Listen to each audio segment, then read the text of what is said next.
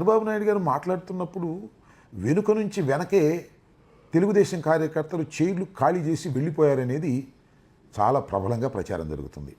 Course అది సాక్షిలోనో లేదా తెలుగుదేశం పార్టీకి వ్యతిరేకంగా ఉండేటువంటి పత్రికల్లోనూ మీడియాలోనూ చూపిస్తే దాన్ని మనం అంతగా నమ్మాల్సిన అవసరం లేదు. కానీ సాక్షాత్తు చంద్రబాబు నాయుడు గారే కన్ఫర్మ్ చేశారు. ఎందుకంటే తెలుగుదేశం కార్యకర్తలకి క్లాస్ తీసుకున్నారు. సుదీర్ఘమైన ఉపన్యాసం నేను చెయ్యను, మీరు చివరిదాకా ఉండాలి, మధ్యలో వెళ్ళిపోవడం సరైనటువంటి పద్ధతి కాదు అనేటువంటి మాటలు ఆయన మాట్లాడాడు. అంటే ఖచ్చితంగా ఆయన మాట్లాడుతున్న సమయంలో వెనుకనే జారుకున్నటువంటి తెలుగుదేశం కార్యకర్తలు అనేది స్పష్టంగా చెబుతున్నటువంటి అంశంగా అందరూ భావించవలసి ఉంటుంది. ఇకపోతే మహానాడు వేదిక మీద ఒకరికొకరు డబ్బా కొట్టుకున్నారు. తండ్రి కొడుకులు ఇద్దరు. లోకేష్ గురించి ఈయన డబ్బా కొట్టాడు, అదేవిధంగా చంద్రబాబు గారి గురించి కొడుకు డబ్బా కొట్టాడు. లోకేష్ గారు యువగళం గురించి బ్రహ్మాండంగా చేశాడనేటువంటి మాటలు మాట్లాడేటటువంటి ప్రయత్నం చేశారు. నేడు దేశంలోనే తెలుగుదేశం వల్ల తెలుగు వాళ్ళకు ప్రత్యేక గౌరవం గుర్తింపు వచ్చింది. తెలుగు వారిని ప్రపంచంలో పెట్టింది మన చంద్రన్న. కులం మతం ప్రాంతం అతీతంగా అన్ని రంగాల్లో ప్రపంచంలోనే నంబర్ 1 స్థానంలో తెలుగు జాతి ఉండాలి. తండ్రి కొడుకులు ఇద్దరు సొంత డబ్బా పరస్పర డబ్బా కొట్టుకునేటటువంటి కార్యక్రమం చేయటం చాలా మందిని ఆశ్చర్యాన్ని కలిగించినటువంటి అంశంగా నేను భావిస్తున్నాను. ఇకపోతే సంఘటనలకు వచ్చినప్పుడు పులివెందులంటే డాక్టర్ వైఎస్ రాజశేఖర రెడ్డి గారి అడ్డా అని లెక్క. అక్కడ రాజశేఖర రెడ్డి గారు నిలువెత్తు విగ్రహం ఉన్నటువంటి ప్రాంతంలో చుట్టూరా పసుపు జెండాలు కట్టి ఆయన అవమానించేటటువంటి కార్యక్రమం చేశారు. దానివల్ల కడప ప్రజల్లో చాలా వ్యతిరేకత వచ్చింది. అంతేకాదు ఒక కేసు కూడా పెట్టారు. అవన్నీ కూడా వైఎస్ఆర్ కాంగ్రెస్ పార్టీ కార్యకర్తలు చించేశారని తొక్కేశారని ఒక ఫాల్స్ కేసు పెట్టి వేధించేటటువంటి కార్యక్రమం చేస్తున్నారు. చంద్రబాబు నాయుడు గారికి సంవత్సరం పాటు చేసినటువంటి కార్యక్రమమే అది. ఇవాళ మహానాడులో కూడా చంద్రబాబు నాయుడు గారు ఎన్నికలకు ముందు ఇచ్చినటువంటి వాగ్దానాలను అమలు చేసి మహానాడు చేస్తే శభాష్ అని కార్యకర్తలు ప్రజలు అనుకునేవారు.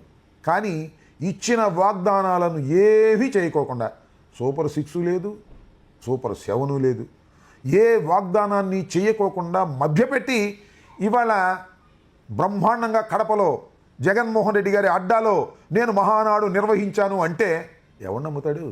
అది మహానాడు కాదు, ప్రజలకు వెన్నుపోటు పొడిచి జరుపుకుంటున్నటువంటి వెన్నుపోటు నాడు అనేటువంటి భావన సర్వత్రా వ్యాపించిందని కూడా ఈ సందర్భంగా నేను చెప్పదలుచుకున్నాను. ఈ విధంగా మహానాడు సక్సెస్ అయిందని చంద్రబాబు నాయుడు గారు పదే పదే చెప్పుకోవటమే చాలామందికి అనుమానం వేస్తుంది. ఎందుకంటే ఆఖరి రోజు ఆయన బహిరంగ సభలో సుదీర్ఘమైన ఉపన్యాసంలో ఏం చెప్పాడంటే మహానాడు అద్భుతంగా సక్సెస్ అయింది, సూపర్ సక్సెస్ అయింది అని ఆయన చెప్పుకుంటున్నాడు. అశేషమైన ప్రజానీకం వచ్చారు అని చెప్పుకుంటున్నారు. కాస్త క్లోజ్గా చూస్తే అశేషమైన ప్రజానీకం ఏమీ లేదు. వచ్చారు, నేనేం ఫెయిల్ అయిపోయిందని అటర్ ఫ్లాప్ అయిందని అనుకోవట్లా. చాలామందిని తోలిన ఆ జోష్ ఎక్కడ కనిపించలేదు, పల్చగా ఉన్నారు. నాయుడు గారు మాత్రం పదే పదే అద్భుతంగా సక్సెస్ అయింది, బ్రహ్మాండంగా సక్సెస్ అయింది అని చెప్పుకునేటటువంటి ప్రయత్నం చేస్తున్నారు. దాన్ని బట్టి మనకు అర్థమవుతుంది ఏంటంటే సంతృప్తికరమైన స్థాయిలో ఈ మహానాడు జరగలేదు.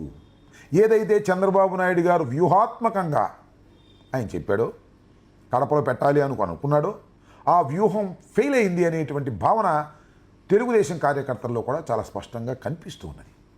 టోటల్గా జరిగినటువంటి పరిస్థితిని ఒకసారి పరిశీలించినట్లయితే చంద్రబాబు నాయుడు గారు నిర్వహించినటువంటి 43వ మహానాడులో ఇంకొక విచిత్రమైన సంఘటన కూడా జరుగుతూ ఉంది. అదేంటంటే ఎన్టీ రామారావు గారు ఆయన మాట్లాడుతున్నట్టుగా ఆర్టిఫిషియల్ ఇంటెలిజెన్సీతో ఒక కార్యక్రమాన్ని నిర్వహించారు. చంద్రబాబు నాయుడు గారిని ఆయన అద్భుతంగా పొగుడుతున్నారు.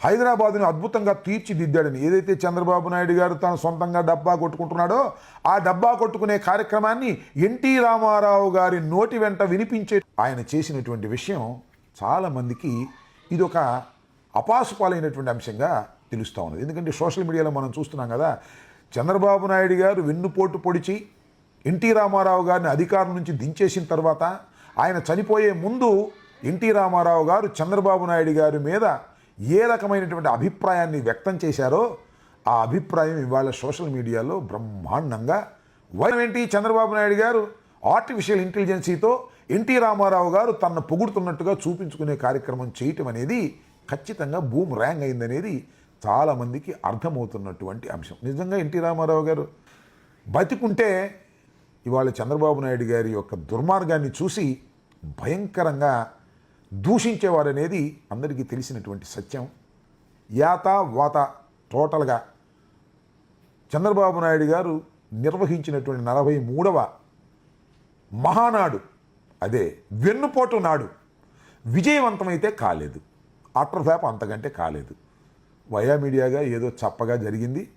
ఆయన ఊరికిన ఉపన్యాసంలో పెద్ద పెద్ద కేకలేసి విజయం సాధించామనే ఫీలింగ్ తీసుకురావడానికి తాపత్రయపడాడనేది అందరికీ తెలిసినటువంటి సత్యంగా నేను ఇవాళ భావిస్తున్నాను. చంద్రబాబు నాయుడు గారిది మహానాడు కాదు, ఇది ప్రజల హిట్ టీవీ యాప్. ఇందులో short news, live news, entertainment shows, movies, digital magazines తో పాటు మీ జిల్లా వార్తలను కూడా ఫ్రీగా చూడొచ్చు. ఇంకెందుకు ఆలస్యం, వెంటనే హిట్ టీవీ యాప్ ని డౌన్లోడ్ చేసుకుని ఫ్రీగా ఎంటర్టైన్మెంట్ పొందండి. Hit TV app. Hit TV app. Please download Hit TV app. Hit TV యాప్ని ఫ్రీగా డౌన్లోడ్ చేసుకొని ఎంజాయ్ చేయండి. మీకు నచ్చిన ఎంటర్టైన్మెంట్ కోసం హిట్ టీవీ యాప్ ని ఫ్రీగా డౌన్లోడ్ చేసుకుని ఎంజాయ్ చేయండి. హిట్ టీవీ యాప్ని డౌన్లోడ్ చేసుకుని ఆస్వాదించండి, ఆశీర్వదించండి. ఇంతమంది సెలబ్రిటీలు హిట్ టీవీ యాప్ ని డౌన్లోడ్ చేసుకోండి అని చెప్తున్నారంటే ఎంత మంచి యాప్ ఆలోచించండి. అమెరికా అమెరికా అమెరికా అమెరికాలో చదవాలనుకునే వాళ్ళకి విశ్వసనీయమైన పేరు మన శౌర్య consultancy. UK Law 1 Year Masters. UK Law 1 Year Masters. 2 years work permit up to 5 years visa. Contact Saurya Consultancy. Contact 89851 89851.